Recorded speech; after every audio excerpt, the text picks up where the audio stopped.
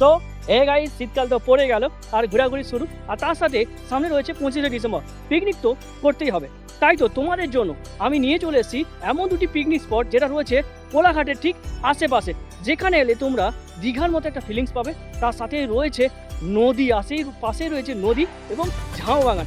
কোথায় রয়েছে দুটো পিকনিক স্পট? তো চলো ঘুরিয়ে দেখাই দুটো পিকনিক স্পট তোমাদের জন্য। প্রথমে চলে আসতে হবে তোমাদের কোলাঘাট থেকে 10 মিনিট দূরে রয়েছে দেনান বলে একটি গ্রাম। যে দেনান গ্রামে রয়েছে লকগেট নামে একটি জায়গা। সেখানে কিন্তু তোমরা পিকনিক থেকে শুরু করে এই খেলার মাঠও কিন্তু পেয়ে যেতে পারে, এবং সাইডে রয়েছে রূপনগর নদী, তাছাড়াও রয়েছে ঝাউ বাগান, রয়েছে পিকনিক করার মতো বিশাল বড় পরিসর। এরপরে তোমরা একটু দূরে চলে যাও, যার যে গ্রামটার নাম হচ্ছে জামিত্রা। জামিত্রা রয়েছে সেম প্লেস, আর এখানে গেলে কিন্তু ভিউটা অন্য ধরনের হয়ে যাবে।